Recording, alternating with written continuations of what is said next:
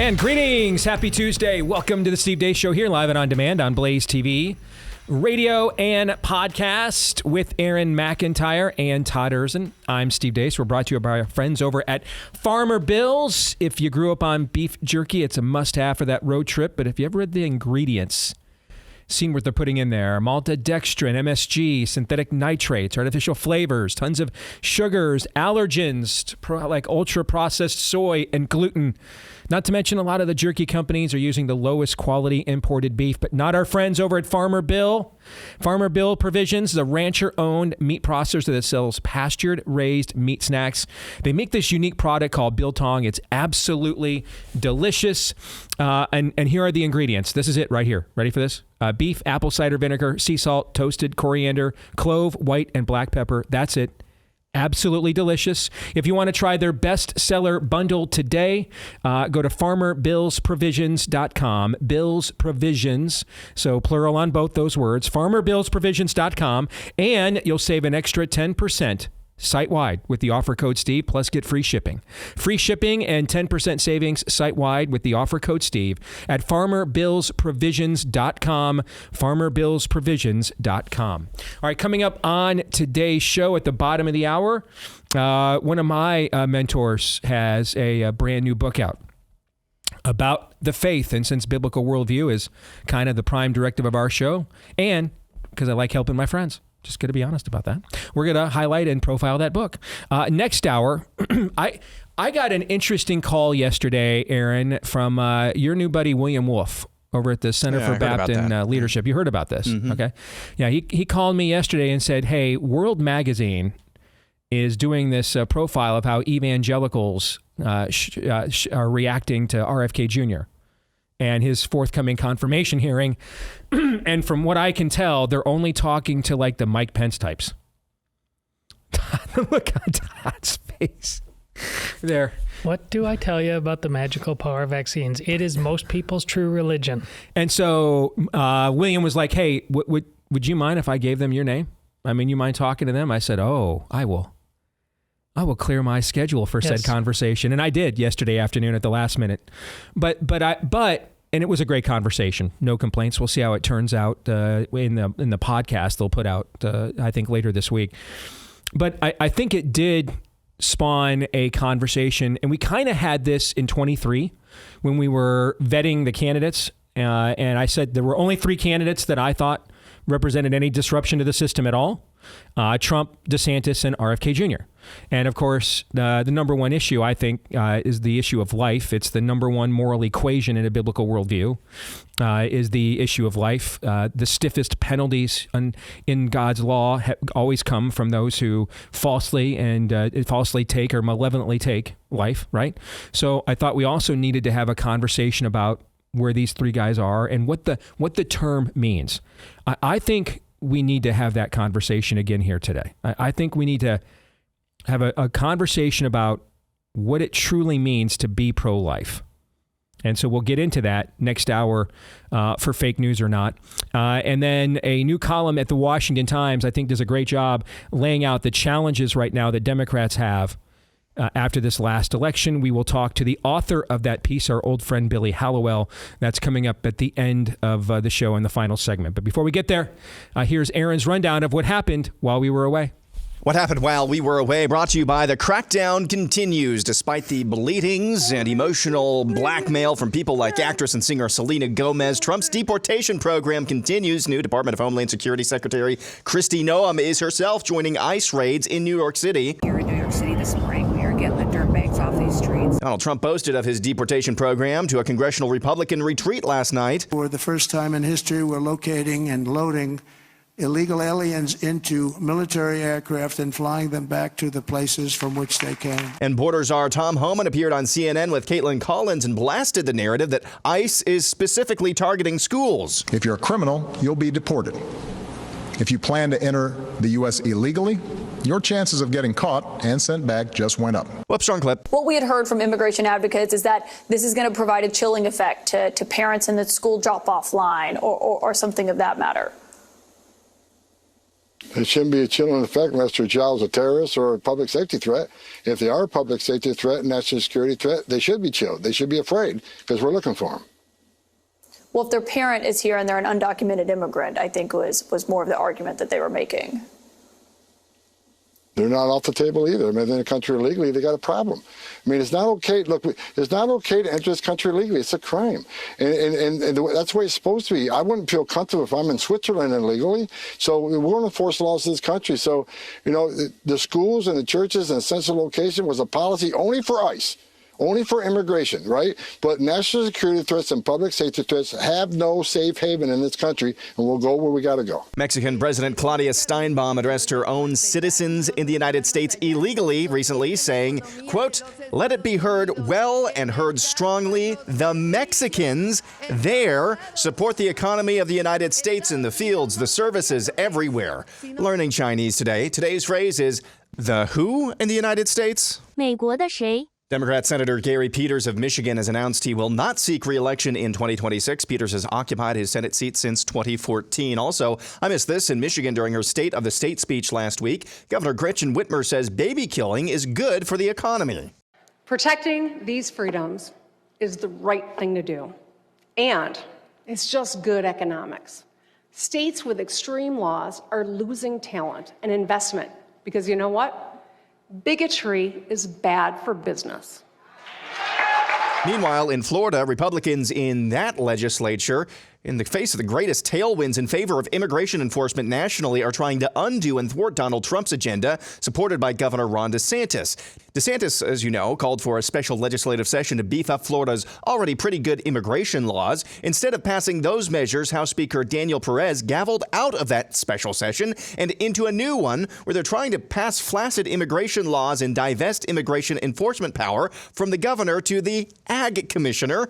Governor DeSantis explains. Agriculture has not exactly been known for immigration enforcement, so it's almost like the fox guarding the hen house. It was bizarre. They also bizarrely didn't include things we know needs to happen. It should be a crime for an illegal alien to register to vote. We've been trying to do this for years. Now's the time to do it. Now they've named this bill the Trump Act, but that's a misnomer because President Trump's been very strong coming out of the gate on immigration enforcement. He wants to solve this problem once and for all. The bill they did is more window dressing. It is not going to solve the problem. What the legislature do not only will not allow us to do it, it will actively inhibit some of the things we're already doing. So now's the time to be tough. No squishing out here. We got to get the job done. And finally, we hear once more from actress Selena Gomez. Guys, I'm sorry, but all my people are getting attacked. All of the innocent rapists and murderers and criminals and drug dealers are getting rounded up and just kicked out of this country like they're objects. I'm sorry. That's comedian Tyler Fisher, and that's what happened while we were away. Indeed, I don't recall any tears from Selena Gomez about all the little Hispanic girls being sex trafficked and human trafficked there at the border. Do you recall there was no those mention. videos? No tear-filled, sobbing soliloquies, let alone monologues. I remember when our buddy Congressman Chip Roy was down at the border a couple years ago doing a live interview, and a girl was getting trafficked right there, and as the interview was being filmed. Yeah, don't recall any tears from Selena Gomez during those moments. I guess those Hispanics don't really matter to them. I think Trump's next executive order needs to be lifetime in prison for women posting their videos online of them crying about stupid shit. All in favor? Aye. Life in prison? Yeah. I think life in prison is fair. No? I'd like to see her. How about 25 years then? Fine. I mean, mercy triumphs over judgment. 25 years. 25 years to life. She can say and cry all she wants to. Let's do the reverse Underground Railroad. I mean, take your people, you just said. Yes. And take them back. Yeah. I mean, they're welcome at your house. Yeah. Yeah. You can foot the bill. Okay. Aaron's Montage brought to you by our friends over at Sweetheart Winery. Folks, meaning the guys. Valentine's Day just around the corner. Finding the perfect gift is not always easy. So how about something that is simple, special, and unforgettable for both of you from our friends at Sweetheart Winery in Loveland, Colorado. That's the Sweetheart City where the tradition of mailing Valentine's cards first became famous. The winemakers there at Sweetheart, they've got a couple of absolutely outstanding wines. The one that I tried, the Pinot Noir from the Santa Cruz Mountains on the Pacific Coast, one of the finest in the country, was exceptional. I had to stop drinking it. In fact, that's how good it was. All right. They've also got a Alexander Valley, California Cabernet Sauvignon. Every order comes with a handwritten love note. I've seen samples of these love notes, by the way. They're really well crafted and crafted with care on a beautiful card by their fine wine ambassadors. Keep in mind, by the way, the owners of this company used to do a wedding company. So they understand pomp, circumstance, romance. So if you want to nail it this Valentine's Day, go with our friends at Sweetheart Winery right now. Go to sweetheartwinery.com/love. Use the code DACE for 15% off your order. Again, that's sweetheartwinery.com/love, code DACE, and you'll get 15% off with the code DACE at sweetheartwinery.com/love, sweetheartwinery.com/love. Use the promo code DACE for the discount. And now we will go to Aaron's montage. I have to hand it to, again, am I not merciful? Trump should just go full Commodus. Am I not merciful? You are at least going to be deported by the absolute hottest deportation agent that we could possibly find. Yeah, she's going with full, perfect teeth. She's going full deportation Barbie, and yes. I'm here for it. Yes. In fact, if this is the Kristi Noem grandstanding that I approve of, all in favor. I'm in favor. A lot of Anoncon is big mad about it, though. Yes. But I'm all in favor of this. This is the kind of grandstanding that we should be paying good money for, and we are getting it, by golly. This is the show now. All right. So congrats. You get one last look at a hot American chick on the way out the door, and make sure to ask her about those perfect teeth, because they are really something to behold. Michigan, my former home state. On the surface, I want to say there is a massive opening here. After the last presidential election results, Gary Peters not running again. I kind of get what you're kind of intimating at, Aaron, that maybe he's kind of maybe doing one of these. Maybe here's the thing. Here's the thing. It should be ripe for us in the next cycle. It should be. The environment is absolutely there.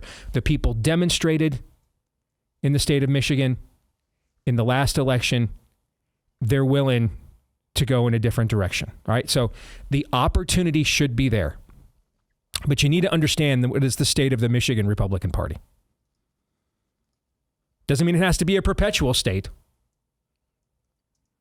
but it's dysfunctional at a very high end. Why? Well, this actually ties into what's going on in Florida right now. Yes, it does. What happened in the Michigan Republican Party is the Tea Party took over the party about a decade ago. They got completely shafted and railroaded by the Mitt Romney wing. And they did things to them,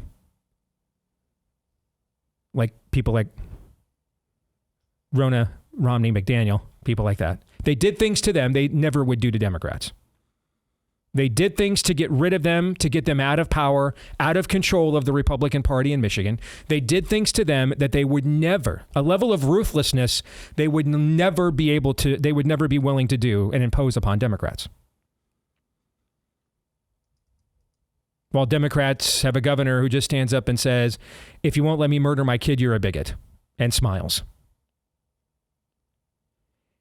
And then the governor that they wanted was a guy named Rick Snyder, and he was a miserable failure.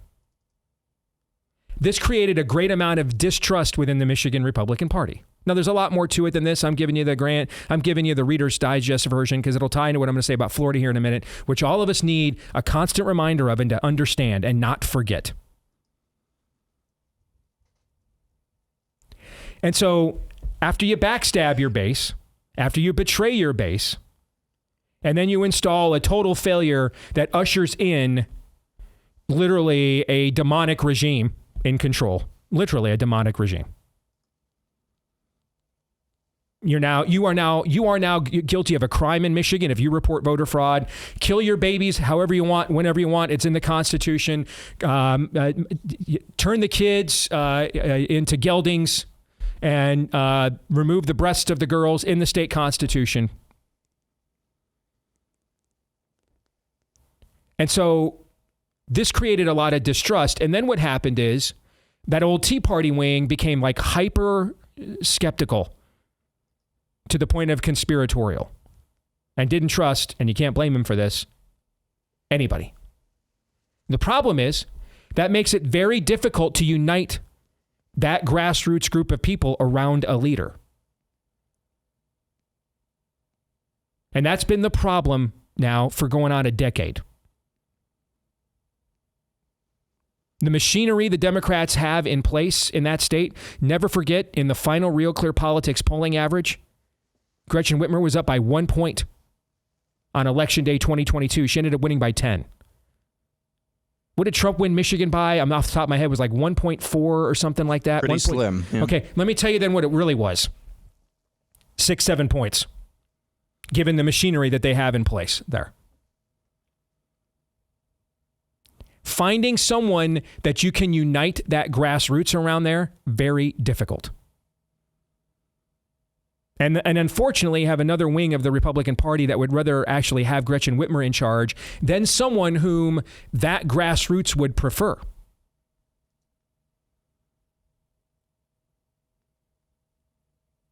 So the environment should be ripe for a massive rightward turn in Michigan.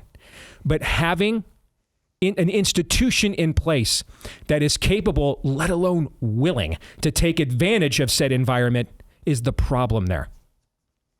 And Trump has essentially just fashioned his own party and his own movement away and aside from all of this and has transcended it. But there's not a person in the state of Michigan who's a native Michigander who can arrive, who right now we can say that's a person who could build that kind of coalition. That could bring in the Theo Vaughns to compensate, and the Theo Vaughns and the RFK Juniors to compensate for losing the Nikki Haley wing. That person right now is unknown.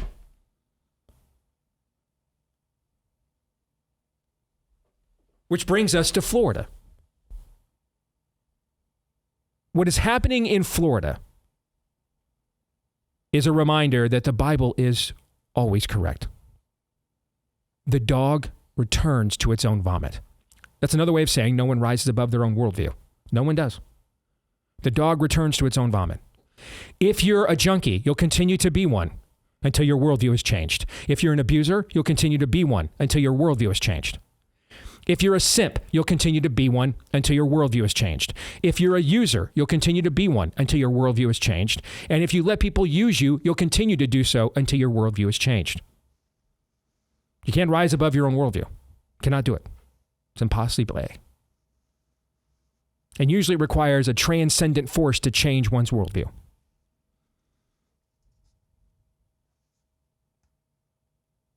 Which is why you often see stories like Denise Richards and Charlie Sheen's daughter getting baptized over the weekend. Why? Because she had a paradigm change. Her worldview got changed by a transcendent force. And that's why she's getting baptized. And that's why she left behind her previous worldview that was destroying her. So in this case, if there was ever a place where just by natural means, people were going to continue to do the right thing because it profited them, even if they didn't really believe it, and everything could just be wholly transactional. Now, we live in a fallen world, so there will have to be some transactional in every single human relationship to some degree. We are not capable of altruism in a sinful state. Even the believer is not capable of consistent altruism. That's why we have to die daily.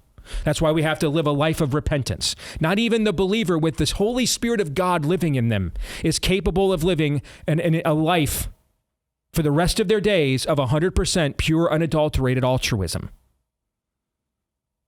So if the core and rot of sin in our fallen world is so deep that not even a blood-bought saint with the Holy Spirit of God can live an entire 100% altruistic life, then imagine how hard it would be for someone who has none of those advantages. So if there was ever a place, we talked during 22, how Ron DeSantis was like his own onboarding political science class because he was just violating all these consultant creeds and what he was doing in Florida. And we would end up seeing whether the voters rewarded that or not. And if they did, a lot of consultants should never get hired again, right? Because he proved them all wrong, right? Okay. He's doing it again, albeit from a negative impulse this time. What he is showing you is this is the Florida Republican Party before Ron DeSantis, and this is fully where a majority of it intends to go after he walks out the door. They're trying to turn him into a lame duck right now. And I can promise you this, if we lose this midterm election next year in 26, I promise you, those exact same kind of Republicans in Washington, D.C. will attempt to do the same thing to Donald Trump starting the first Wednesday in November of 2026. I promise you. So heed what I'm about to say and take notes. You're like, why? They resent the success.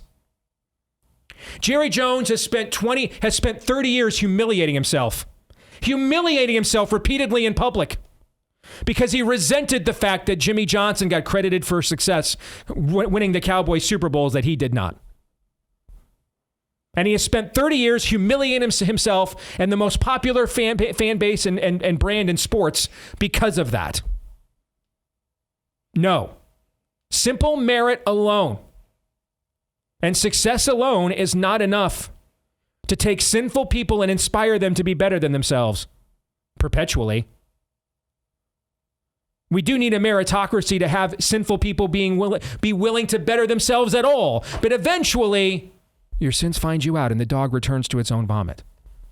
They resent the fact that he has made them do things, that he being Ron DeSantis, he's made them do things that they did not want to do for years.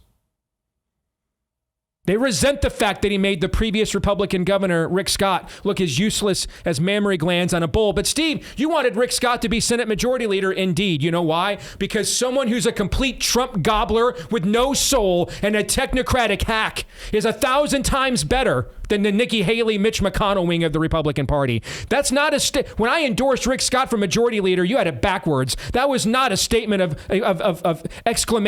exaltation of Rick Scott. That was an assessment of the overall Republican Party. That's literally in the land of the blind, the one-eyed man is king. He's the one-legged man at the ass-kicking contest. They can't wait to return to the pit. They want to do it. Aaron is right. The only reason you assign this to the Department of Agriculture is so that they can continue the cheap illegal labor.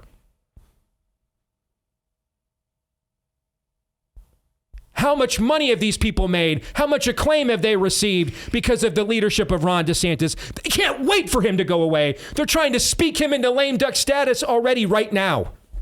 They can't wait. So badly want to be comfortable again. Yes, they do. Even though the irony is they're the most comfortable they've ever been. They don't have any opposition at all, except with their own worldviews. For a while, Ron DeSantis got them to do a bunch of things they didn't want to do, they didn't believe in, because they knew they had to do them. But now they want to test, do we really have to do them anymore? Because we didn't really want to do them in the first place. You just had the people behind you. We don't have to fear you and the people anymore. You can't run for election again. And we certainly don't want you to put one of your proxies in there, somebody that you approve of who will continue on with maybe you in the background as a guiding hand. We don't want that. We want a clean cut, Corky, a clean cut.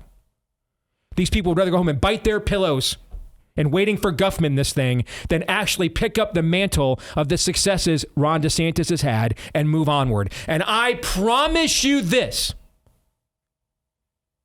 For all the unity and everything you're seeing right now, and we're all for it, and we're a part of it too. If we lose that midterm election next year, I promise you this. You will see wide swaths of the Republican Party go out of its way to lame duck Donald Trump the day after the midterms and absolutely thermonuclear J.D. Vance from the freaking sun. so they can just go back to going to K Street and cutting the checks. I promise you.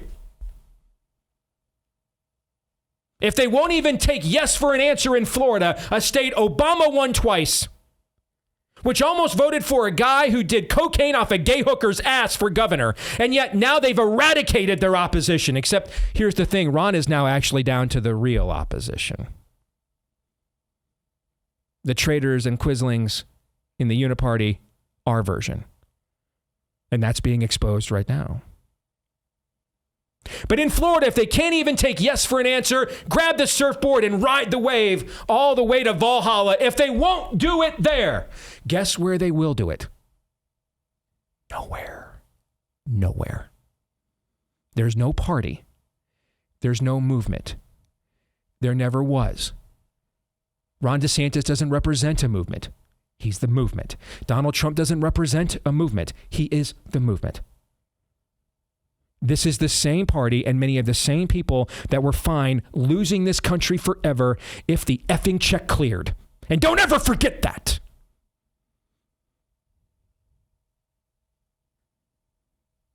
Lest you do, they'll give you a reminder like you're getting in Florida right now. Gentlemen, your thoughts. Oh, and in Texas, too. Amen. Listen, what I've said, there's been more consecutive sunshiny days than in any time in recent history as an American. This should, and this is my version of saying what Steve just said, this should make all of us, whether elected officials or just your average Joe citizen, particularly the men, be strapping on our Captain Rogers. That Captain America. But most of us are racing to be Anthony Mackie. And if you've been spending any time on Twitter, you know what I'm talking about. I'm not that Captain America. Yeah, we'll race right back to that. You're damn right, Steve is over the target. Yeah, I put those stories back to back, both in Michigan and in Florida, for a reason. Incredibly optimistic. I've said this a million times, but we have just maybe won the first battle. Because these forces on the left and the right, as I'm doing air quotes for those of you listening, they cannot wait to screw you over and over and over again and twice on Sundays, maybe especially on Sundays. They cannot wait to get back to that. It is only by God's providence and God's undue favor, unearned favor, that we even have an opportunity to beat back some of these forces. But I'm telling you, it's just they are telegraphing it, especially in Florida, as loud as they possibly can. No, we're going to, you know what, Ron DeSantis? You went up against the king, you lost. We're going to name something the Trump Act, just so cynical, incredibly cynical. You don't have any power here. Come get us. We're going to give the ag commissioner, immigration enforcement power. Here's what this is. It is a gigantic middle finger, not only to Ron DeSantis, but especially to you. Because in the midst of the biggest tailwinds this country has ever seen in my adult lifetime, and especially maybe even in modern times, in favor of immigration enforcement, the beet red Republican legislature of Florida is trying to flip you the bird. Yes. They are urinating in your face and saying it's raining. They cannot wait to get back to screwing you unimpeded like they're used to. Know that. So will you be honest about that? A, and B, will you be honest about what it takes to do something about that? There's no secret sauce to this. There's just doing. And that's the part that we need to get much better at. See, they're all used to, on both sides, holding us in contempt and counting on us not rising to the challenge. That's a we problem. We know what happens when you allow ag interests to determine your immigration policy. I've talked before. Despite all the work we had done to turn the state red, we could never get into the rural communities. And I mentioned that Trump was the reason we ended up turning over 30 counties in Iowa that had voted for Obama once, if not twice, red. Well, what was one of the key issues? This issue. because they saw what having the unfettered illegal immigration in the country, they saw what happened. And Trump spoke to that. So this is a reminder. Oh, by the way, that same Florida legislature, we wouldn't even have the Republican majority in Congress we have right now if Ron DeSantis had not called them back into session after the weak redistricting map they gave. Without that, we don't even have the Republican majority we have now without that. We don't have a movement. We just have a few leaders.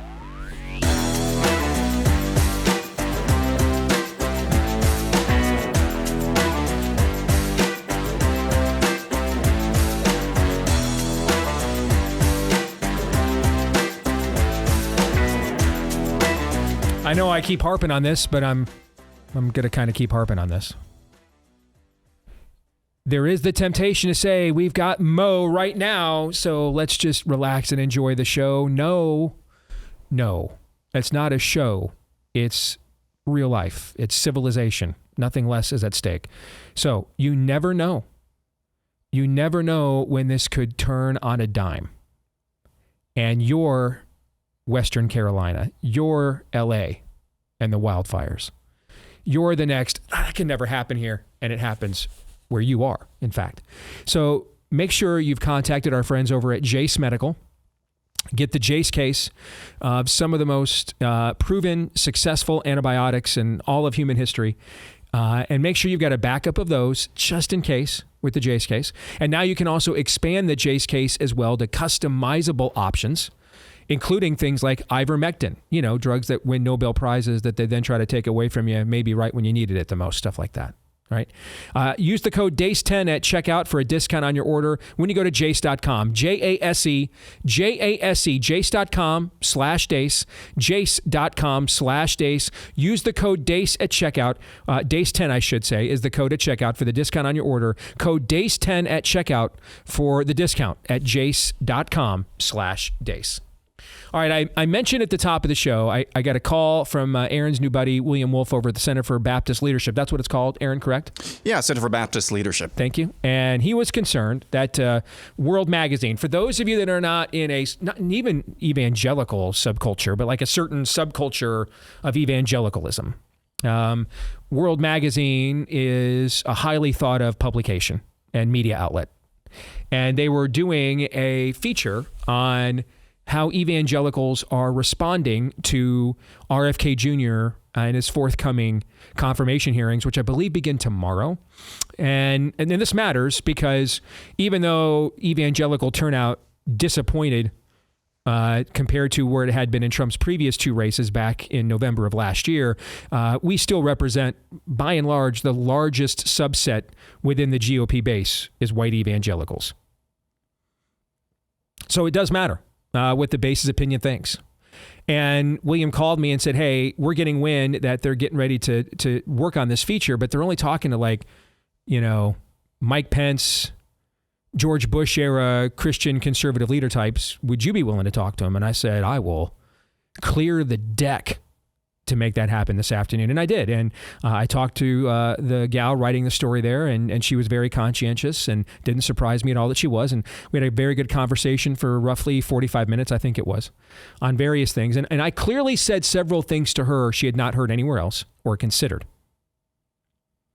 For example, I said to her that you're watching the biblical principle of headship here play out. Trump is the head. He is the president. And even before a single minute of confirmation hearing and testimony for RFK Jr. begins, you've already seen Trump lay down the law on abortion policy in his administration. Those parameters are already set. And so RFK Jr. has to submit to those because he works for Trump. And if he doesn't, then Trump should fire him. But I said, hey, I have a hard time believing the man I spent an entire afternoon with in January of 2023. I spent hours with RFK Jr. We were the star guest in Jason Whitlock's COVID special there in Nashville. We appeared on camera together. We talked for an extensive amount of time off the camera.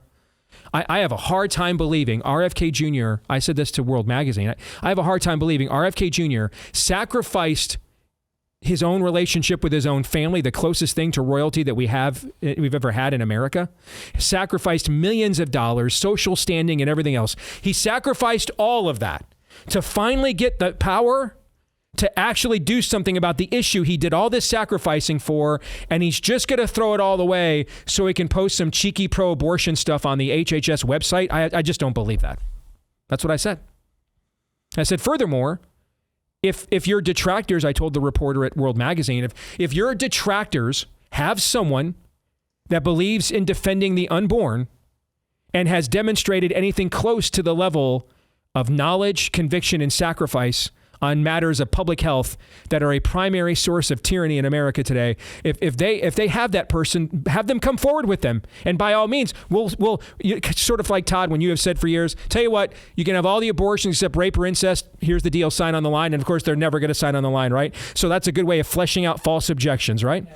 All right. So similarly, I want to say, hey, if you've got the person who believes in defending life, doesn't even have to be on RFK Jr.'s level, but has demonstrated some of that level of aptitude on these kinds of issues so we can marry the best of both worlds, by all means, bring forth that person. Otherwise, this is just a false objection, and you're just trying to use RFK Jr.'s, the fact he's wrong on baby killing. You're trying to use that as your fig leaf to cover the fact that you want to continue being wrong about everything else. She clearly had never heard that take before. But I think this requires also a broader conversation about what it means to be pro-life.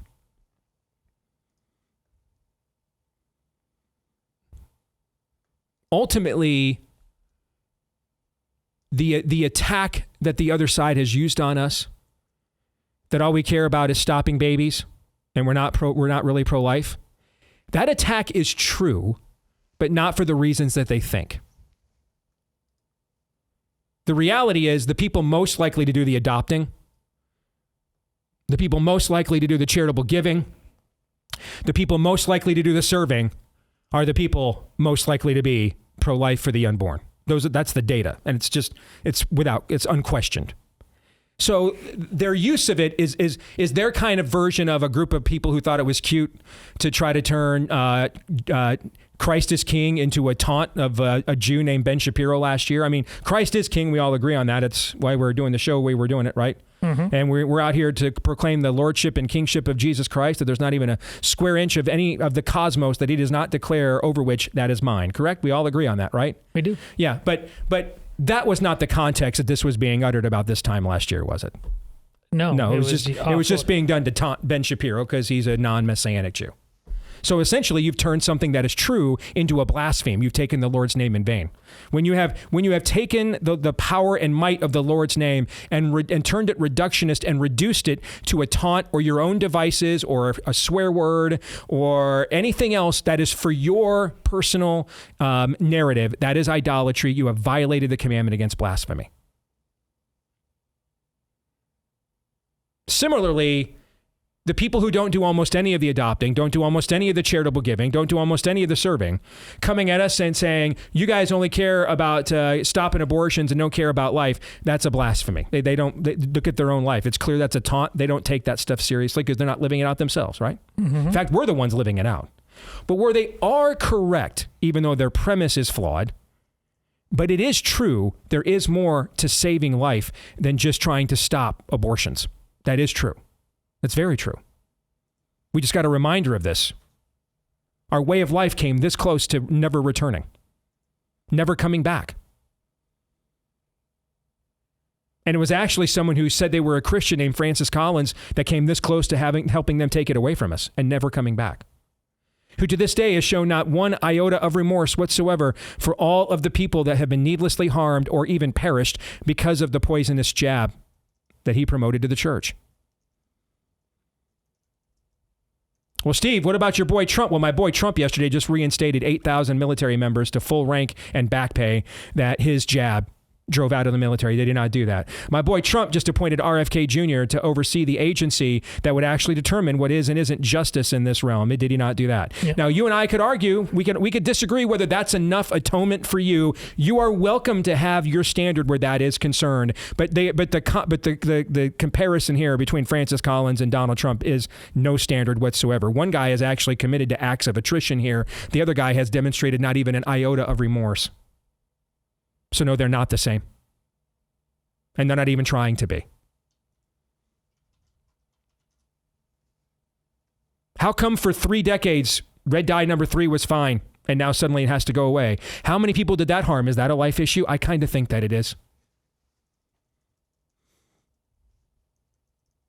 How many people did we tell in hospitals, we don't have nebulizers, we don't have breathing treatments, we've got nothing for pulmonary distress and inflammation. It's 1845, we've got nothing, okay, except we do have these things called ventilators. So go home, wait till you can't breathe, then come back, we'll put you on one of them. And literally the nurses in between smoke breaks and TikTok videos, they're going to be flipping coins to see, taking bets on whether you're going to walk out of here alive once you put you on that thing. That's not even the slightest exaggeration of what went on in this country for at least 9 damn months. Not even a slight exaggeration. Nurses doing TikTok videos while people are in there on ventilators, likely never walking out again alive, dying away from their family members. Nothing. I think that's kind of a pro-life issue. Indeed.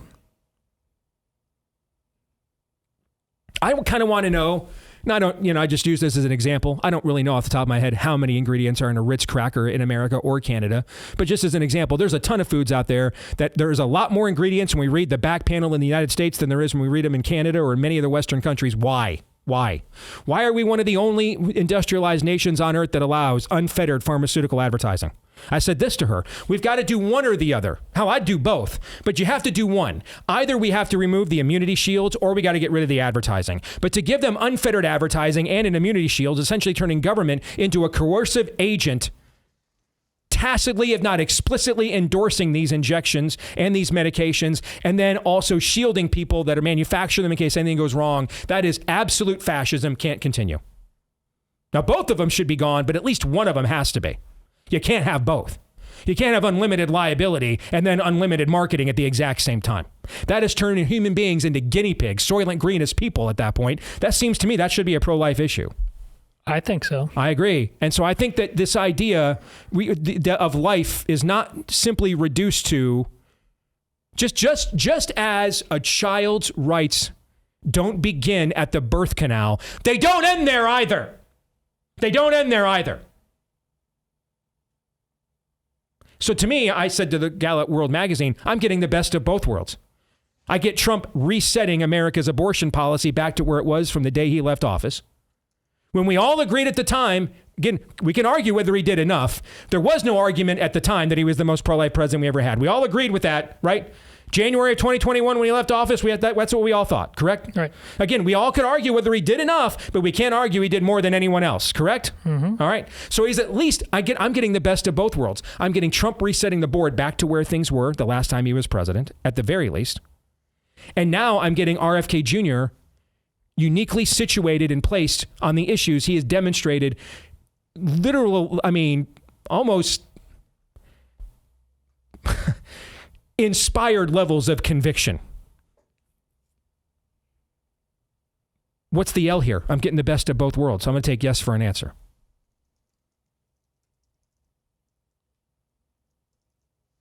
So I mean, one of the reasons why I want to secure the border is because we're turning it into a haven for human traffickers. That should be a pro-life issue, should it not? Yeah. We're using it as essentially a trading post for opioids and fentanyl that kills people. That should be a pro-life issue, should it not? Yeah. Yeah, that's why. We'd ask Lake and Riley if it should be a pro-life issue, but she's not here now. to give her testimony. Yes. The only testimony we have, sadly, is her grave. I mean, most of the positions I take, I'd like to say every position I take, but again, as I just talked about last segment, I'm incapable of being 100% altruistic. I can't. I'm a human. But I'd like to think most of the positions I take, I do because I believe that they are what either God or the natural law of his creation has revealed to be what is good, true, and beautiful for the human condition. In other words, life and quality of life. I would like to think that's the driving force in why I make almost all the policy decisions I make. As best as my sinful self permits it to, I try to make that the case. So no, a child's rights do not end at the birth canal or begin at the birth canal, but they don't end there either. They don't end there either.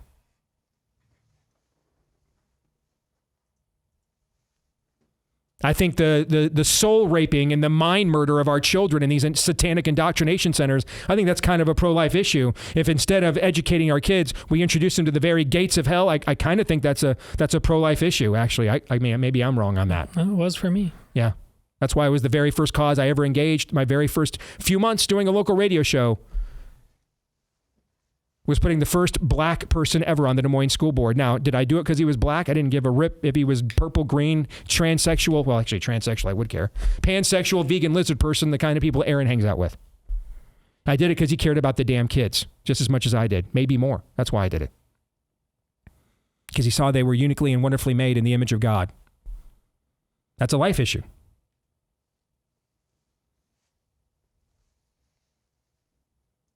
I'll stop now. You guys want to comment on that at all? My only comment would be to get out front of something that I know is going to happen.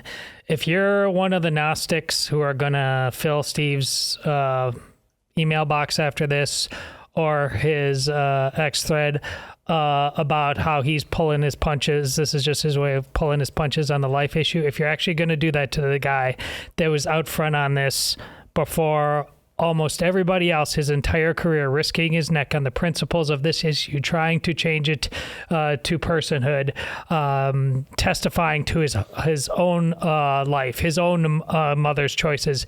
If you're going to be that person, I'll say it, screw you. You know what this really is? This really is, they fear RFK Jr. more than anything. Mm-hmm. Mike Pence, he's not opposing RFK Jr. because RFK Jr. has expressed support for baby killing in the past. He's opposing RFK Jr. because who actually brought together the coronavirus White House task force? Who oversaw every single one of them? Mike Pence did. Yeah. And every single act, every single syllable now, since last Monday, is a slap from this White House, is a slap in Mike Pence's face. He's embarrassed. This is just a tale as old as time. This is the same Jerry Jones thing that you were just talking about a little bit ago. Yes. This is Mike Pence. This is the fragile, are we sure Mike Pence is technically male ego, the fragile male ego. That is what's playing out right now. He's made it clear to you he really doesn't have any principles other than a perpetually furrowed brow. That's what he believes in, is his furrowed brow. He will look on with evil with a furrowed brow, letting you know he does not approve of that. He's not going to do a damn thing to stop it. And he thinks RFK Jr. just might, which will make him look even worse. That's what's really going on here. Yep. Amen. 100%. Amen. All right, when we come back, looking forward to this conversation. One of the men responsible for why I am where I am today. So you can blame him. I'm a victim. If he had not given me the opportunity, you guys would not be subjected to all of the terror I daily unleash here on the place. All right. Looking forward to that. His new book has an incredible premise I can't wait to discuss. We'll talk about that here in a moment.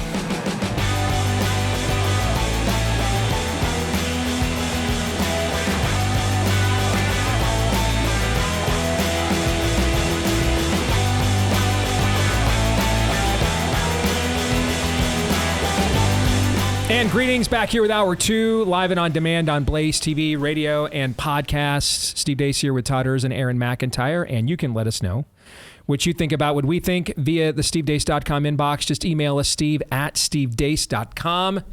You can also like me on Facebook, MeWe, and Gab. You can follow me at Steve Deace Show on X, Instagram, and TikTok. Don't forget, we had to start our YouTube channel all over again. We told way too much truth for several years, and they just made the strikes and the censorship untenable.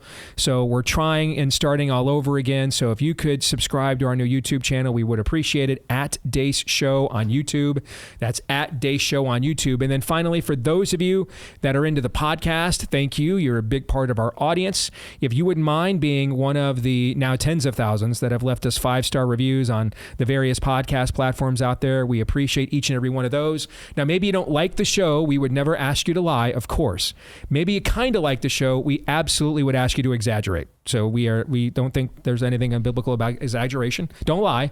But if you just kind of like the show, really embellish and just jump right to a 5-star review, and thank you.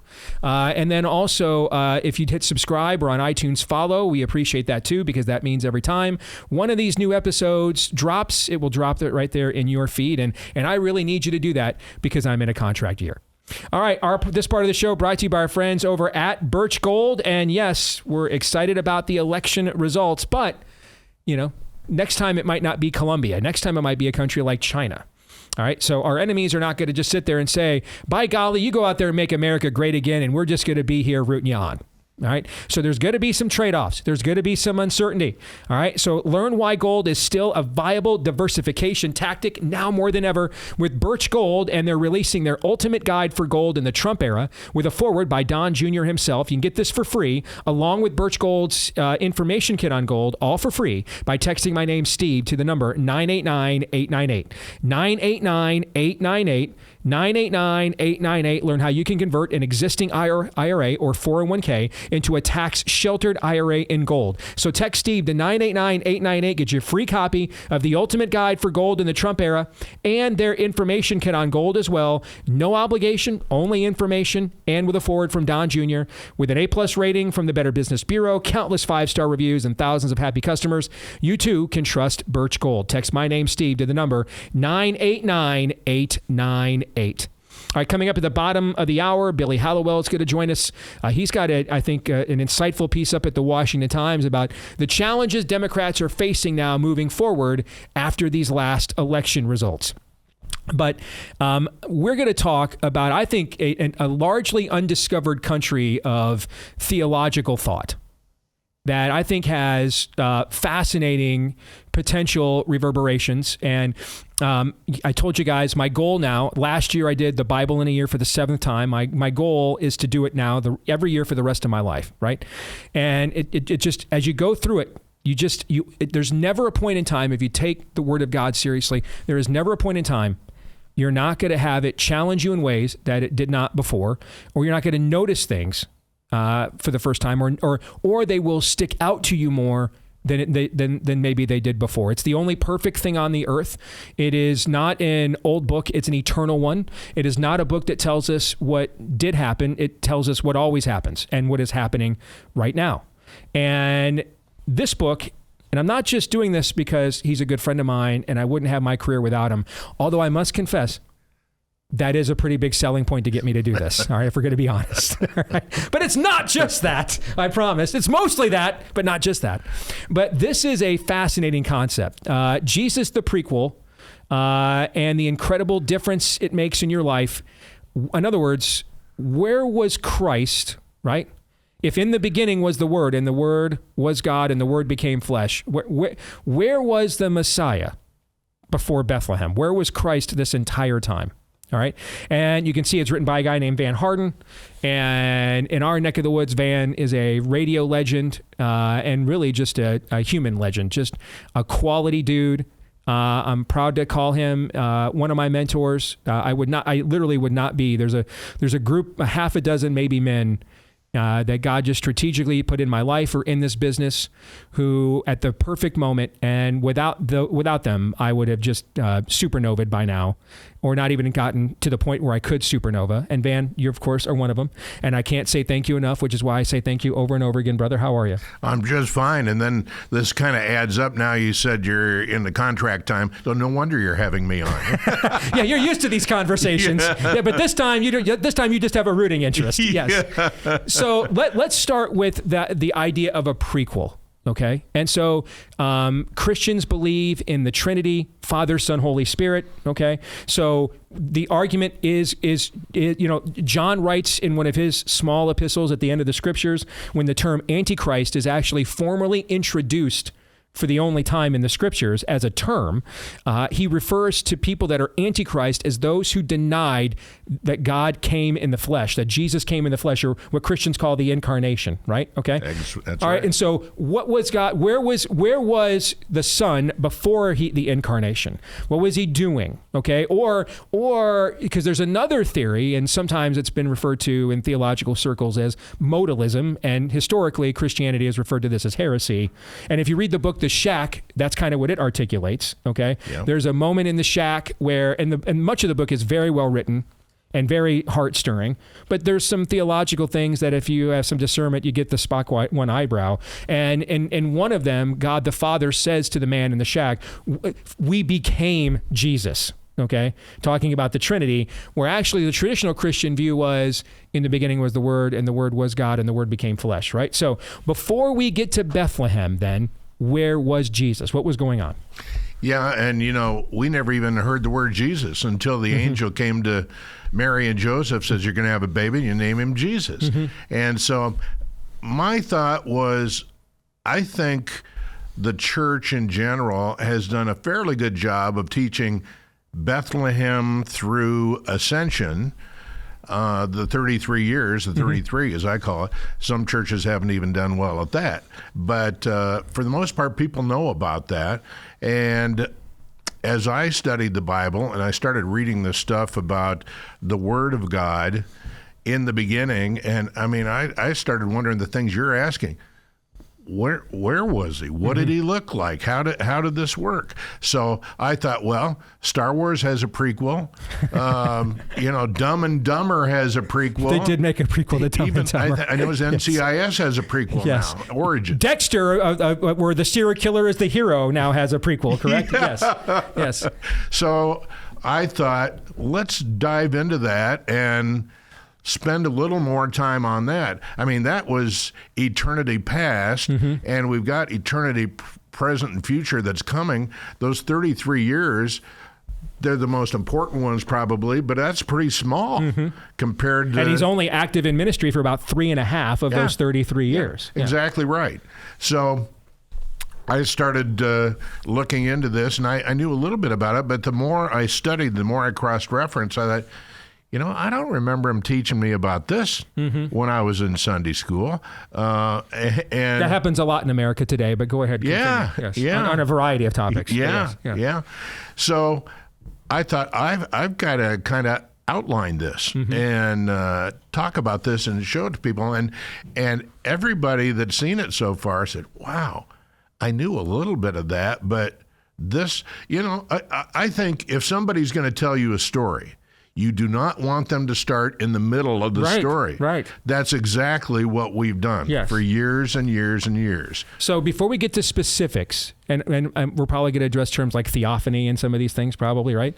Before we get to specifics, for the average person out there, we should answer this question. I know you just said start a story at the beginning, but let's go ahead and start it at the end. Okay. Let's answer the question, why is this important? Why is this just not nifty trivia? Hey, because the first time I ever studied the Bible, I was not a believer, and I just wanted to beat my mother-in-law at Bible categories because she embarrassed me over Christmas break, and it made me mad. Okay. So, we don't want to turn people into a bunch of John Dominic Crossons where you're showing up on every History Channel documentary about the Bible and you know it by verse, but you just are there to debunk it, right? Okay. And so we should answer, why is this important to understand? Because it kind of goes to one of the central claims of Christianity, okay? That Jesus is God. Yep. Okay. He makes a series of statements in the Gospel of John. I am. He says this, I think 6 or 7, 8 times. I can't remember the number. But he is, in fact, at one point when he really made the people around him mad, he said, before Abraham was, I am. All right. And he is specifically saying and referring to God the Father when Moses says, whom should I say sent me? And God says, I am. So they understood the claim that he was making. So if you ever run into somebody that says, well, Jesus never claimed to be God, just tell him you're right, except for all the times that he actually did, including in one gospel where he makes the claim on multiple occasions. Okay. And then in a couple of gospels, there's this thing called oh gosh, now I'm going to have a brain fart. Okay. It's the Great Commission. And what does he say? All authority has been granted to me under heaven and earth, all authority. All right. So he is making another statement about his true identity and who he truly is. Okay.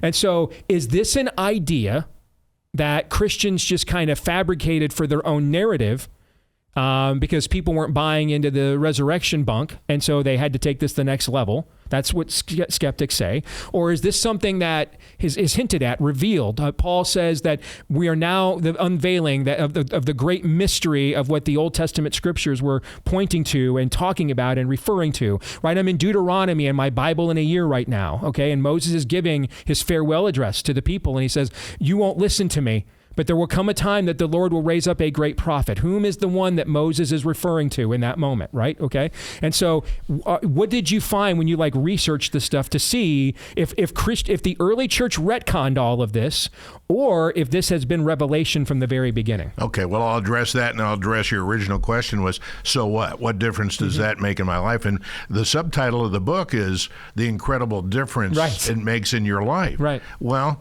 a couple of things. The book of John starts out with the Word of God, and the Word was in the beginning, the Word was God, and all that. And then you lay that over Genesis 1, and so you have the Trinity, the Spirit's in Genesis 1. You have the Trinity all there in the beginning. Let us make man in our own image, for example. Yeah. Yep. And so then one of my other favorites is Colossians 1:16. Talks about how everything was made through, it's talking about the Word of God, Jesus. Everything was made through him and for him. Now, do you know how many people on the face of the earth have no idea why they're here and no idea how they got here? That one verse addresses both of those questions. Everything was made through him. That's how you got here. And for him, that's why you got here. I know it's more fun to live for ourselves, but that's not what it says the purpose of us was. Which is often then why we feel unfulfilled and depressed and down when we live that way. Even lottery winners get tired of the money after a while. Right. Although I would love to be tempted by that if anybody's listening. Anyway, go ahead. You bet. I'm going to give it to you. I'll work that out. Yes, but go ahead. Yes. So anyway, if it weren't for the Word of God, you and I wouldn't be sitting here. And make a list of the top 10 things you love in your life. And then look at that list and tell me out of those top 10, how many would be here if it wasn't for him? No, everything. We owe him everything. And that's what I'm kind of trying to show here. In fact, in one of the later chapters, I said, I go out and do a lot of speaking, and I see a lot of people, and I have found for every single person I've met, Jesus is one of three things to them. He's either nothing, which, atheists or whatever, and you and I have had some pretty good conversations with people like that. I feel bad that they feel that way, but to some people, he's just nothing, and they don't care. That's fine with them. Or nothing, or he's something. And I think that's where most of the world falls today. You'll find something people not in church. You'll find him in church. He's just something to them, But when you think about this and look at it from the Prequel point of view, you can't deny Jesus is everything, because there would be nothing without him, including us. And I heard a guy complaining about me talking about Jesus too much, and I said, well, where do you get your oxygen? Where's your oxygen come from? And, just basic questions like that. How many heartbeats do you have in the course of a day or a month or a year? And how many breaths do you take? Well, Colossians said everything came through him and for him. So there's the answer. How can we not be incredibly thankful for that? I don't know. But we are a world that generally is ignoring God. No question about that. And you see all the societal declines and maladies as a result of that. One thing I've found is that people listen to me on this topic better than they do a lot of pastors, just because I'm not a pastor and I'm the guy they used to listen to every morning on the radio, and I'm just one of them, and so I guess, I pray every morning when I get up, show me, tell me, send me. Show me what you got for me, tell me what to do, and send me out to do it. And I think this was part of that. I think to understand the gravity of this debate, you also need to recognize that originally this is a uniquely Jewish argument. It's a singularly Jewish argument. The Roman world does not care. And the Gentile world does not care at this point. And so we're having an argument about whether or not this carpenter from Nazareth is the long-awaited Messiah. And it's Jews arguing with Jews. The entire New Testament, it probably was written by Jews. Most scholars believe now that Luke was actually a Hellenized Jew. For a long time, we taught that everybody but Luke was a Jew, but now there's a lot of research that indicates that Luke was probably a Hellenized Jew, which would mean then since he was a Hellenized doctor. Yes, so that would mean that since he wrote Acts and his own gospel, that every book of the New Testament, therefore, is written by Jews. The first of the Gospels, Matthew or Levi, he opens it up with a genealogy tracing all the way back to the beginning of creation, making the case to a uniquely Jewish audience that this is the Messiah. This is the line of the Messiah that our nation was installed to essentially bring forth the seed of the woman, the proto-evangelion, the seed of the woman that God gave the very first messianic prophecy to in the garden at the fall of mankind, right? So they're arguing with each other. The Pharisees are the scholars. They're the ones that actually believe the word of God. That's why they're always the ones arguing with Christ about whether he is the Messiah. They actually care. The Sadducees kind of don't. The Pharisees are still into this stuff. They believe in a resurrection and judgment and the righteousness and holiness of God, and Messiah is coming. And so it is important for the integrity of the faith to be able, I think, to make this case that it's not just something that we kind of just retconned with this fad of this crucified Messiah. And so there are terms like, for example, the Old Testament is quoted countless times by Christ himself. And he's taking verses of the Old Testament, Psalms of David and other things, and he is applying them to himself as he is talking to the Jewish religious leaders of the time.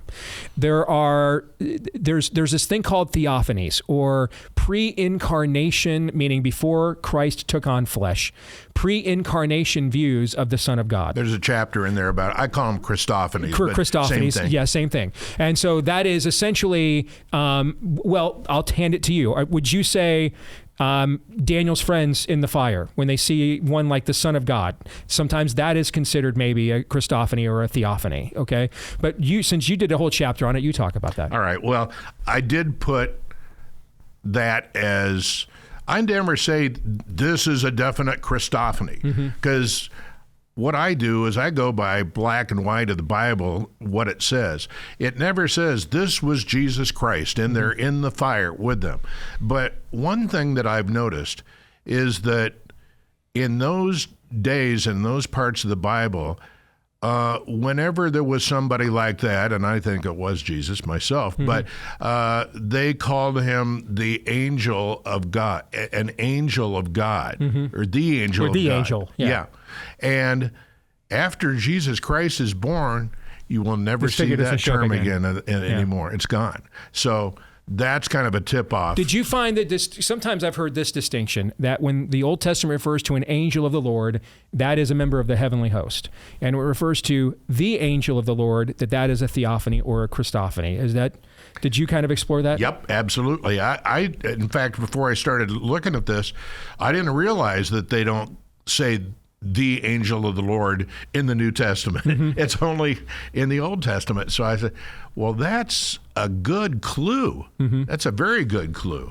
So when people are reading the Bible for the first time, Van, and they see Paul, in his travels and writings, either it depicts him or he refers to, every time he goes to a community, he always went to the synagogues first, and he reasoned or argued or wrestled. I mean, we look at terms in our soft, mushy Western mind as wrestled and argued, like these were knocked down. Sometimes they were, but a lot of times they were just scholarly, intelligent men having a disputation. Yep. Okay. So when he is showing them, when he's trying to walk the Jewish leaders through the scriptures to show them that Christ is Messiah, there is no New Testament yet. In fact, they're terraforming this in this real time. It hasn't been canonized yet. They're creating the canon as we speak. So the scriptures that he is walking these Jewish leaders through then would be what? They would actually be these Old Testament passages that we're talking about here. 700 years before Jesus Correct. was ever born. Yeah. Yeah. Like the prophet Isaiah's writings, for example. Yeah. And I think one overriding thing about all of this is you and I have done a lot of studying. You've done a lot of teaching. I've done a lot of teaching. And you and I are able to sit here and have some conversations that are pretty deep, and we can quote scripture and stuff. But there's a lot of people out there that don't have any of that background. And I'm hoping that this book will touch them too. Not only maybe introduce them to Jesus, but maybe take a look at, did I really know that Jesus? I mean, if you're going to know Jesus, you should know him in his entirety as best you can. And so for the general public, I mean, I hope that winds up in airport bookstores and somebody going by that just had an affair is seeing it and saying, well, that sounds interesting, you know.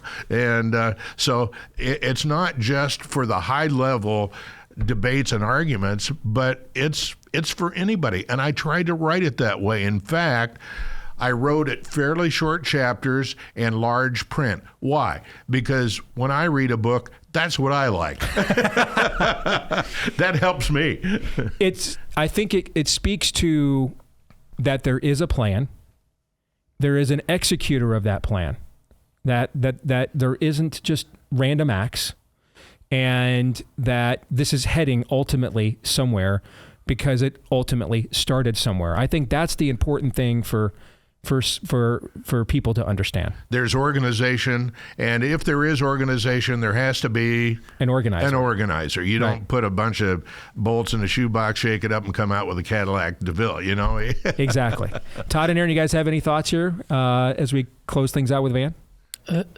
This is really important in this day and age when certainly secular authorities want to, but also the church itself is just, Jesus was a nice, swell guy. Well, in my Catholic tradition, at every Mass, we sum up much of what's going on when the priest says, this is the mystery of faith. And I think that seems to me what this book is talking about. Yes, this was a man living within a 33-year period. We know a lot about that period, but it is the shortest period. He is the Alpha and the Omega. He is he is the way, the truth, and the life. That only makes sense when you help people dig into this grand mystery. Yes, we see through a glass darkly.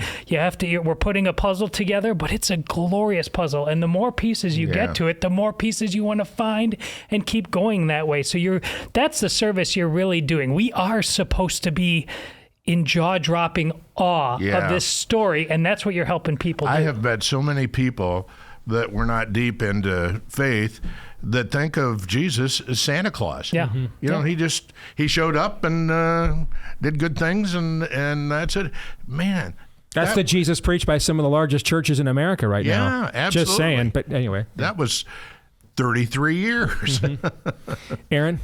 Yeah, I really appreciate this conversation because kind of going back to how you opened this up, Van, is how many, you're kind of just picking up the middle of the story or the middle of the sentence. How many sentences could you understand if you only got the last half of the sentence or the middle of the sentence? Not very many. You might be able to kind of glean an understanding from half a sentence, but you're not going to have the full picture. You're going to have a warped view, and that is very prevalent along the lines of what Steve was just saying, this heresy of Marcionism that I think is alive and well, and it preys on our kind of our most sympathetic or kind of our weakest instincts just as fallen human beings that, the God of the Old Testament is icky and yucky and let's just not talk about him. Yes. The God of the New Testament, he's Che Guevara. He's just this nice revolutionary hippie over here doing some good things. That is not the picture of our God, and that is dangerous. I think it's alive and well. When I was doing the morning show on the radio, I got up every day at 2:45, and I still wanted to read my kids their bedtime story, and they still wanted me to read it to them. And so I'd get in bed with them and I'd read it, and I'd try to skip a page or start halfway in. They'd always catch that, And so Christians should catch this too. Yes, I think that's a great point. Before we go, what was the most surprising thing that you learned in the work you did on this book? When people ask me about what book I was working on, I'd tell them, and they said, there was something before Bethlehem? Mm-hmm. A lot of people of different faiths, which I wouldn't mention. Mm-hmm. It surprised me how many people have never delved into this at all. It's time we did. Mm-hmm. I mean, it's the most... it's foundational. It's the most important question, other than why are we here, is... And who are we here? Who put us here? You've had a lot of great conversations on this program about a lot of great things, but I don't know what one would be more important than this. Correct. And that's why people literally died to tell this story. Yeah. Because they viewed it as that level of consequential. Some people think it's religion. Mm-hmm. It's not religion. I mean, the Pharisees were religious, and all they did was want to kill Christ. It's truth. Mm-hmm. Do you want to know truth or not? Well, I'm not smart enough to say I can tell you truth, but I know where to find it, and that's what I studied and wrote about. It's good to see a family good. Everybody's good, yeah. You miss doing this at all? No. Didn't you hear the part about 2:45 in the morning, Steve? Yeah, that's true. He kind of casually did. No, I did my tour duty. I'm good. All right. What is the thing you miss the most about this? I guess I love going out and people saying, hey, I heard you talk about such and such, and that was good. And I still get people recognize me, which amazes me. I had a guy the other day, he was at, I don't know, Menards or someplace, and he says, hey, didn't you used to be Van Harden? Yes. I think I still am. Yeah, I said, I did, as a matter of fact. So the feedback is always fun. I've said this story to our audience before. We got to go here in a minute, but I'm going to share a brief version of it with you. The thing about working with and for you that I will never forget is when we used to do those brainstorming meetings with the sales staff, and you'd come in, you'd be the last one in usually, and let's just say the language amongst the sales staff could get a little colorful. Salty, yeah. And yet when you walked into that room, people came correct, man. They sat straight up in their chairs. They cut all that stuff out, and it was just out of a respect and recognition for your character, and that they had seen you display and manage with and broadcast with. And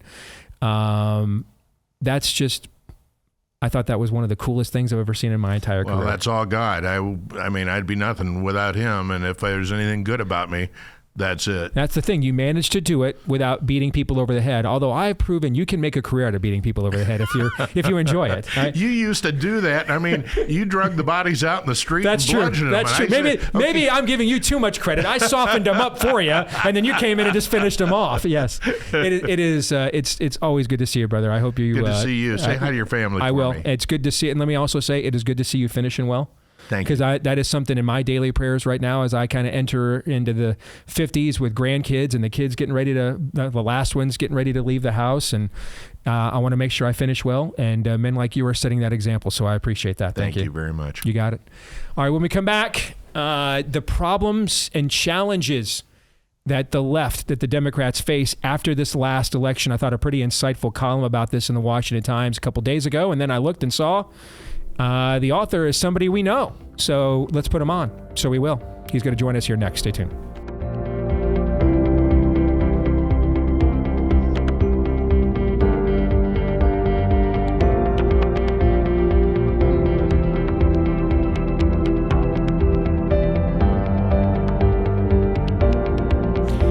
far will a man of faith go to save a kid who's on the brink of losing everything? That's what the true story, Brave the Dark, the latest from Angel Studios, is all about. From the studio behind Sound of Freedom, it's the inspiring true story of Nate Williams. As a young boy, he was subjected to a horror no child should.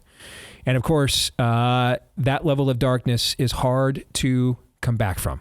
And thankfully, one person invested in him, took a chance on him, and that's the story here. It's inspiring. It's a great redemption tale. It's in theaters right now. It's called Brave the Dark.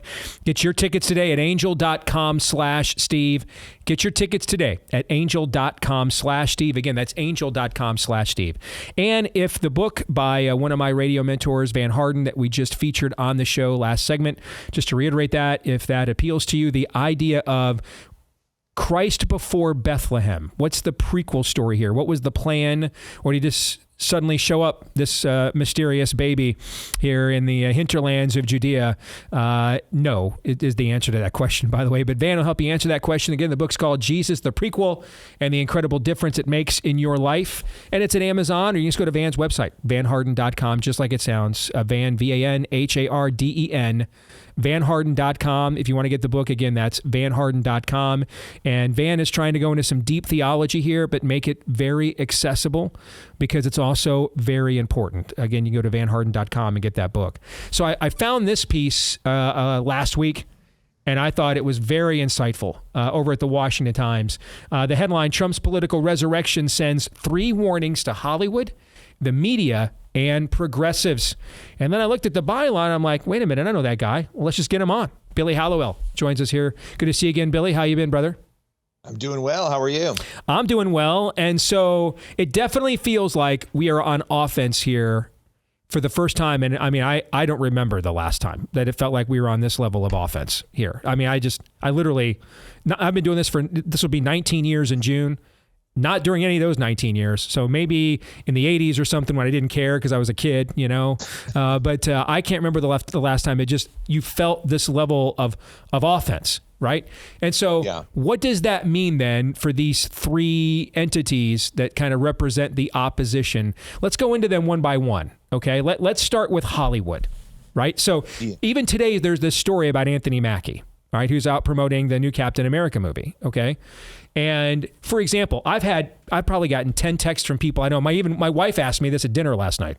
Hey, does the Black Falcon actually take over for White Captain America in the comic books? Because people are so suspicious of all this now, all right, that they don't believe any of it. And I'm like, actually, yeah, this is a pretty cool storyline in the canon. That he dies and he does take over, and it's pretty cool, okay? But no one would have asked a question like that even 2 or 3 years ago. They might have thought it, but thought I can't ask that because then now I've got people asking me this out in the open. And if you look at these comments that Mackie made today, there's one thing in there that people are rightly making a big deal out of that was dumb. But the rest of what he had to say, actually, I think are things we probably agree with. But it kind of shows you that's just one example of the eggshells these folks are walking on right now, that the culture has kind of turned against them, Billy.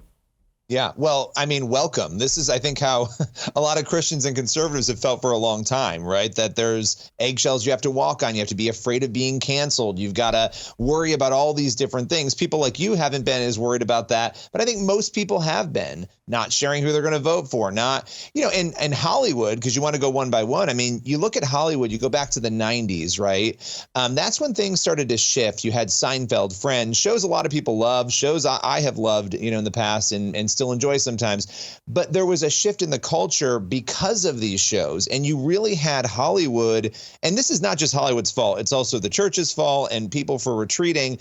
But you had people sort of becoming influenced by Hollywood, and you allowed Hollywood to change views on, marriage, views. It was just sort of crazy watching how much Hollywood has really wielded power. And I think what's so interesting about right now is that Trump's reascension, in so many ways, it shows that control that Hollywood has had. And it's not just Hollywood, it's the media, as we'll get to, and universities and education. All of that is starting to erode, and there's a real moment of opportunity right now. I mean, look, you had Taylor Swift, you had Beyonce, you had Oprah. I mean, these are the 3 biggest people. Who else is there? Basically everybody outside of a few people supporting Kamala Harris, telling us she was wonderful, she's amazing, she's going to be the second coming, and she lost by over 2 million votes. that's a big lesson, I think, to Hollywood, that they need to maybe relook at what they've been doing. And I will just mention, too, looking at just race and culture and what's been happening with DEI, it took all this time to build DEI. And in the course of 7 days, it was almost entirely dismantled. Let's go next to another entity you talk about is the media. And we're sitting here, one of the leading, I would call them, hacktivists, in Jim Acosta, stepping down or being fired, depending who you talk to, at CNN today. There have been mass layoffs, contract restructurings at MSNBC, right? And so the reckoning is being felt there in the media as well. I mean, we're 28 days into the new year, and it appears "I don't care, Margaret" is the new zeitgeist.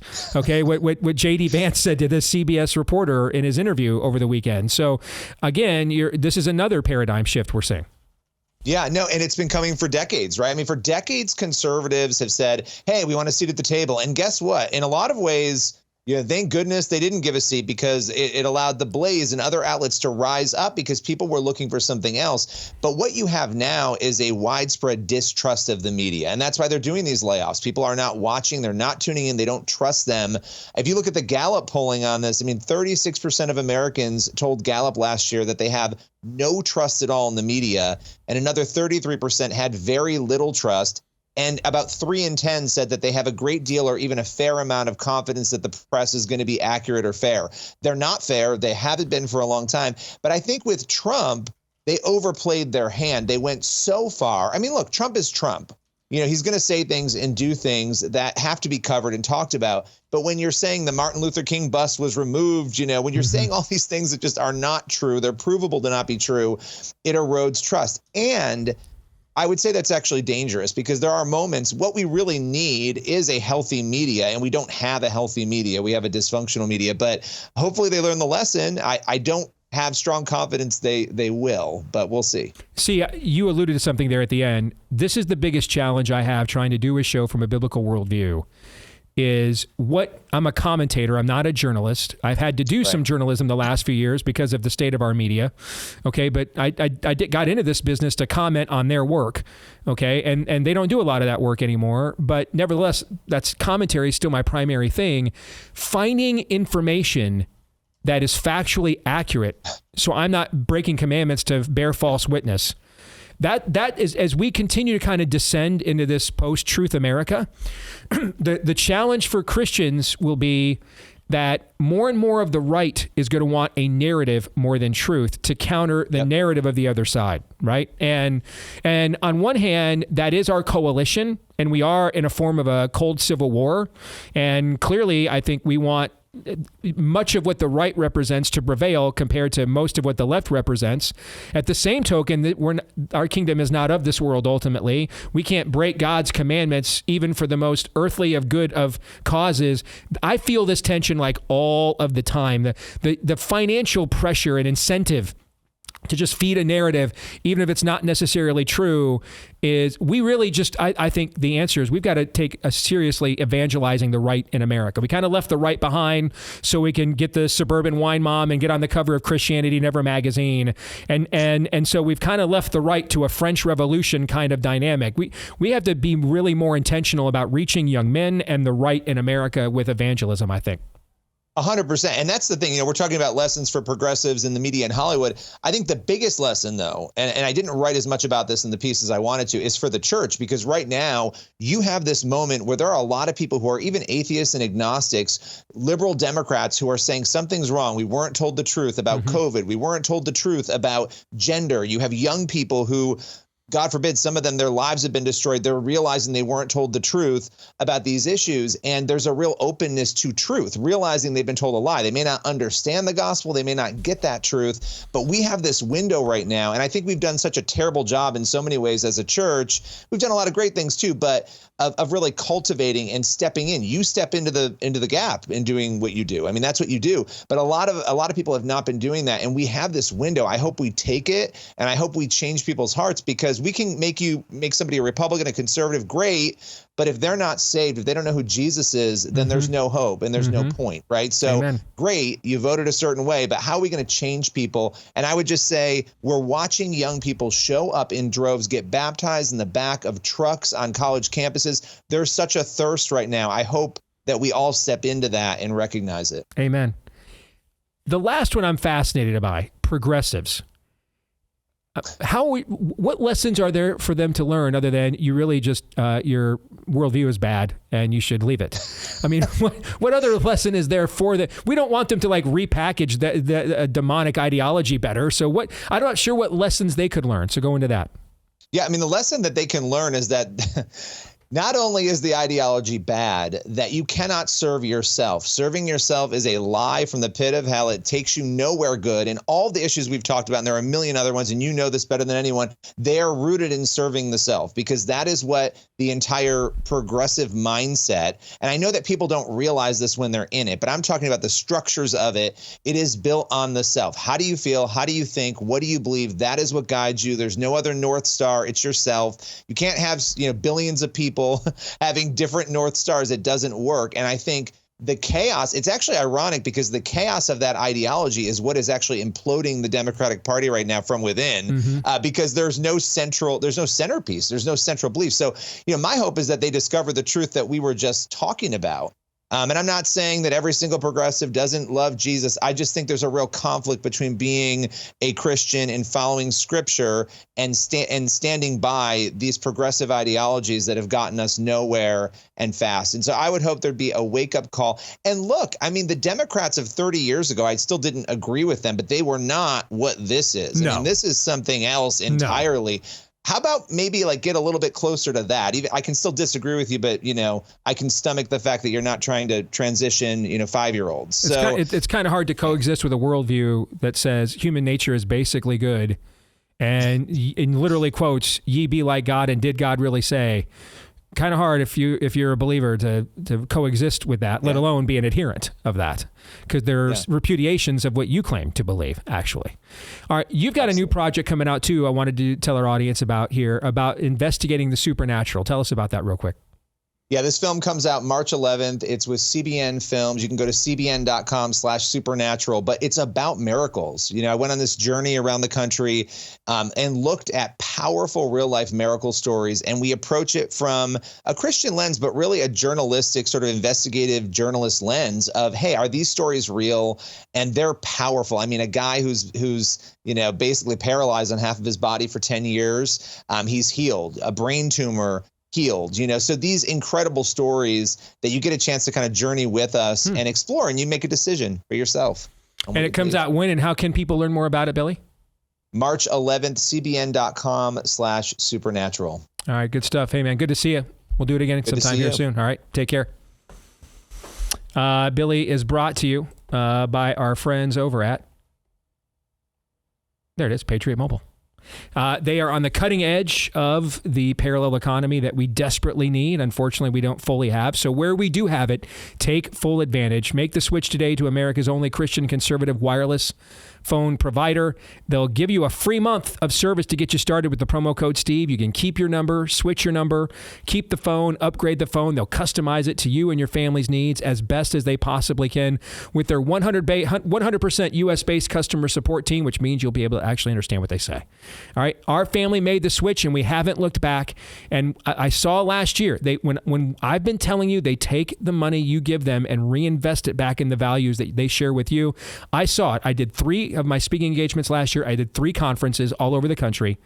And in all 3, Patriot Mobile was a sponsor. All right, so make the switch today. PatriotMobile.com/Steve. Get started with a free month of service with the offer code Steve at PatriotMobile.com/Steve. Offer code Steve. Offer code Steve at PatriotMobile.com/Steve. Gentlemen, final thoughts here with about 3 minutes left to go. I absolutely believe this is the biggest opportunity of my entire life, and probably you guys' lives as well, to make a true paradigm change. I mean, just this morning, New York Magazine has a picture of, I don't know if it's Young Republicans Club, but it's a gathering of right-wing youth. And the headline or the title image is The Cruel Kids Table. And it's just all of these smiling, happy people enjoying one another. You'll notice in the media that they depict right-wingers as, we are increasingly looking cool and relatable. If that's not an opportunity, and they're not doing that on purpose. They think they're trying to make us look bad. Right. I don't know how much of an opportunity, but it's only an opportunity if you seize it. Otherwise, it's just things that happened randomly. Like when they say, well, fine, if you're going to ban all the abortions, then we're going to make the men pay for the babies they foster. And we're like, okay, your terms are acceptable. Sold. We're in.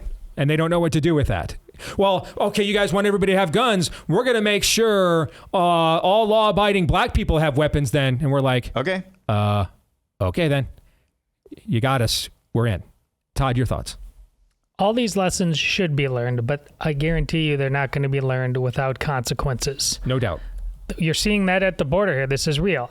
With my kids were pretty easy to raise, but I told them early on, these are the lines. If you cross them, I gave them what the consequences were going to be.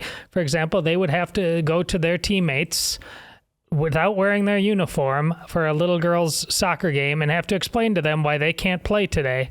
And so they have to sit on the bench because they broke the house rules. I followed through on that. And it wasn't for some, they didn't go to the store and steal anything. They just broke simple, basic house rules. If we don't follow through on the consequences of what they did on multiple fronts, as he laid out, to ruin this country, just like Catherine Levitt did, some reporter tried to say, how do you know you're not going to lie to us? In his face, right in front of the whole country. You're the one who have been lying to us for years now. Yeah, and let's not take I'm not saying this is what you're doing. Let's not take a dour view at this. I was really inspired by a passing comment that Van Harden, our previous guest, made off of the air, and I don't think he'd be bothered, but he said, I really hated having to discipline my son, but man, he's turned out really well. Yep. Look at the same thing. Consequences, but look at what can happen in the future if consequences are real societally. Yeah, it's not vengeance. It's accountability. Mm-hmm. Yes. It's showing them a better way. And the thing is, you reward righteousness and good behavior and morality every bit as much as you punish the opposite end of the spectrum. And lo and behold, there's no guarantee, right? Even your adorable children are all born sinners. But the likelihood you're raising a sociopath if you do those two things, or someone that will never leave your basement, goes down, shall we say, precipitously. Yeah. This is a mistake a lot of Christian parents make. They think everybody else's kid is a sociopath, but yours is a perfect little ain't. No. Just like, I know they teach this stuff in the schools, but my kid's school is great. I know Congress sucks, but my congressman's great. Yeah, exactly. All right, we're going to stick around and do overtime for Blaze TV subscribers. For the rest of you, we'll see you tomorrow, noon to 2 Eastern, right after Glenn Beck. Until then, Romans 8:28.